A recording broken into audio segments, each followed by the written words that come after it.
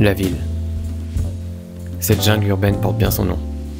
On vit comme des animaux entassés, chacun cherchant à survivre, sans se faire bouffer par un autre. Tel un vieux chat, moi j'ai préféré fuir cette jungle et me terrer dans mon trou, loin des prédateurs, loin du monde extérieur. Sauf que parfois, c'est le monde extérieur qui vient à vous.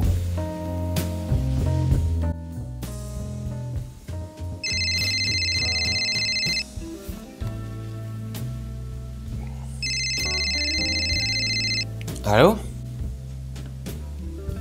Ouais, c'est moi. Ouais, j'enquête bien sur les personnes disparues. Votre femme?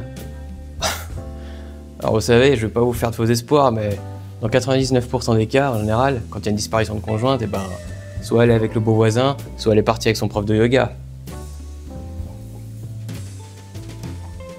Elle vous a laissé une BD en indice?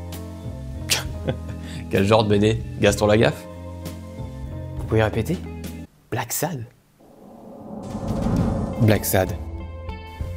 Pourquoi, juste avant de disparaître, Alma Stone, la femme du puissant homme d'affaires Edgar Stone, avait-elle laissé à son mari cette BD, avec uniquement en mots « Je t'ai perdu, adieu ». Souvent, quand on parle de bande dessinée, on réduit cet art à des dessins pour enfants, censés divertir ses lecteurs. Pendant longtemps, j'ai lu ce genre de BD, très distrayante, mais aussitôt lue, aussitôt oubliée. Et un jour, on m'a mis dans les mains le premier tome de Black Sad, quelque part entre les ombres. Et c'est précisément là où se trouvait mon esprit, après 2 semaines d'enquête et de recherche infructueuses. Aucune trace d'Alma Stone. Elle s'était envolée, en laissant comme maigre indice cette bande dessinée. Je décidai de me replonger encore une fois dedans.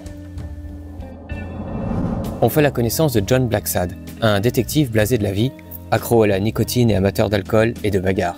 Tiens, il me rappelle quelqu'un. Là, vous allez me dire, oui, il n'y a rien d'original, sauf que Black Sad, c'est tout sauf une bande dessinée lambda. La BD, c'est finalement hyper simple. Pour qu'elle soit réussie, il faut qu'il y ait 2 choses. Une histoire accrocheuse bien racontée et des dessins qui donnent envie. Et là, Black Sad coche les 2 cases haut la main. En seulement 7 tomes, elle s'impose pour moi comme la référence ultime de la bande dessinée. Et on doit cela à ces 2 papas de génie, Juan Diaz Canales et Juanlo Garnido. Canales nous étourdit avec des histoires dignes des plus grands polars et films d'horreur des années 50, tandis que Guarnido sublime ses enquêtes avec des planches magistrales.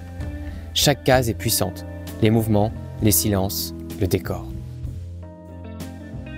Guarnido a débuté dans l'animation au studio Disney, forcément ça aide.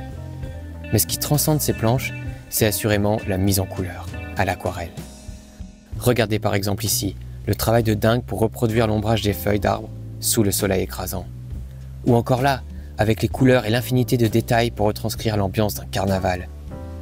Assurément, dans le monde, il y a 2 types de dessinateurs, Guarnido et les autres. Mais ce qui fait surtout l'originalité et la différence de Black Sad, c'est l'anthropomorphisme. Ici, la Terre est non pas peuplée d'humains, mais de personnes ayant des traits d'animaux. Et bien entendu, les caractères et attributs de ces animaux se ressentent dans leur personnalité. Ainsi, notre héros est un chat noir, agile, solitaire, mais vu comme une malédiction et régulièrement rejeté. Les méchants sont souvent des animaux un peu reboutants, comme les reptiles, et les gros bras costauds sont représentés par des ours ou des hippopotames. Et bizarrement, cette ménagerie fonctionne à merveille. À aucun moment on remet en doute cet univers peuplé d'animaux en costume-cravate ou roulant en berline. Même certaines scènes sensuelles et de nudité ne choquent pas. Un vrai tour de force. Mettez Tom et Jerry dans le même lit à s'embrasser, vous verrez le malaise. Dans Black Sad, il n'en est rien.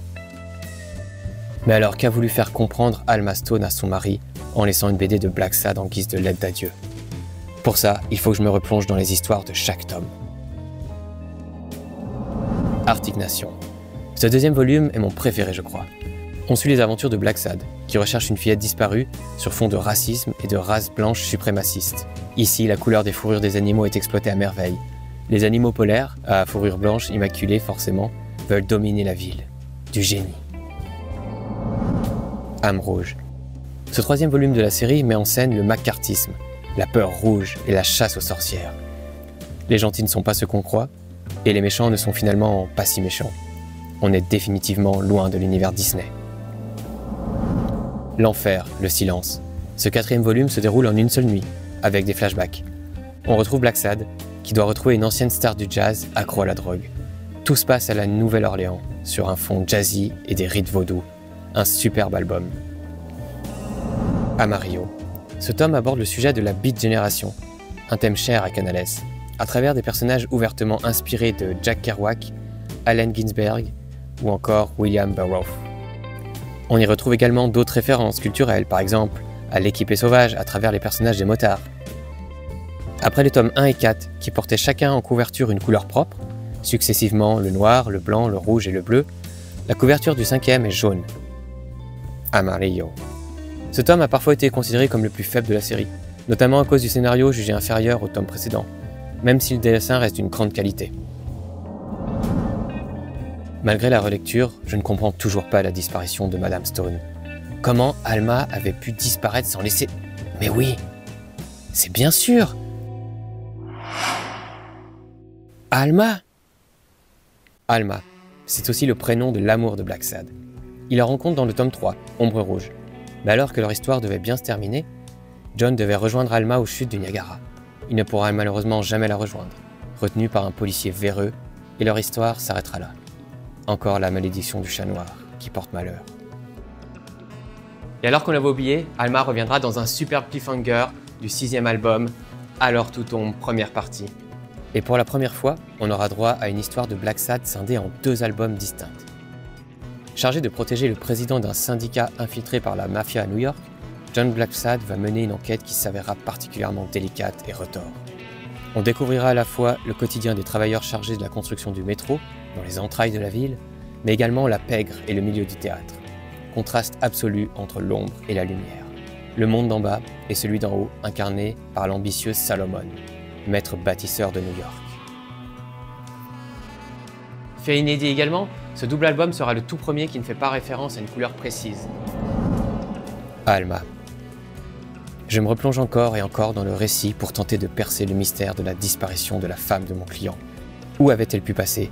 Était-elle encore en vie? L'attente et l'absence de réponse pour mon client étaient insupportables. Et c'est alors que j'eus une révélation. Niagara. Lors d'une précédente conversation, M. Stone m'avait parlé de leur rencontre avec sa femme et de leur première nuit d'amour et de folie qui marquera le début de leur histoire. Cette nuit-là, il l'avait passée dans une chambre d'hôtel, l'hôtel Niagara, au nord de la ville, près du quartier latin. Alma Stone est une jolie jeune femme qui avait rencontré son mari au Niagara. Elle était aussi avant tout une fan inconditionnelle de la BD Blacksad. Tout était là, devant mes yeux, depuis le début.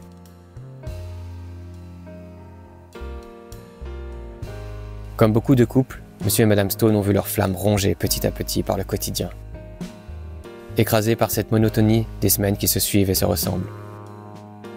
Quitter son mari pour un autre, elle aurait pu, mais ce n'aurait été que partie remise. Mais disparaître pour mieux réapparaître, éteindre la flamme pour mieux la raviver, repartir de zéro là où tout a commencé. Voilà un plan de génie. Monsieur Stone, je sais où est votre épouse. Oui, vivante. Et elle vous attend. Elle vous attend pour recommencer une nouvelle histoire. Elle est partie de chez vous de son plein gré, pour se réfugier à l'hôtel Niagara, là où vous êtes rencontrés il y a 10 ans. J'ai vérifié tout à l'heure en appelant réception et il y a bien une chambre occupée depuis 3 semaines par une Madame Stone. Elle vous a organisé un joli jeu de piste pour que vous puissiez la retrouver, Monsieur Stone. Vous savez ce qu'il vous reste à faire maintenant. Filer la rejoindre et raviver la flamme de votre couple. Ah oui, et puis bien sûr, évitez de dire que vous m'avez engagé. Faites-lui croire que c'est vous qui avez résolu son jeu de piste. Avec plaisir. Au revoir, Monsieur Stone. Ah oui, et puis au fait, pour ma note d'honoraire. Allô? Allô? Vous êtes là? Et voilà, je me retrouve seul, avec mon whisky, mes peurs et mes doutes. Monsieur Stone a bien de la chance d'avoir une femme comme Alma, prête à simuler sa propre disparition pour raviver leur couple.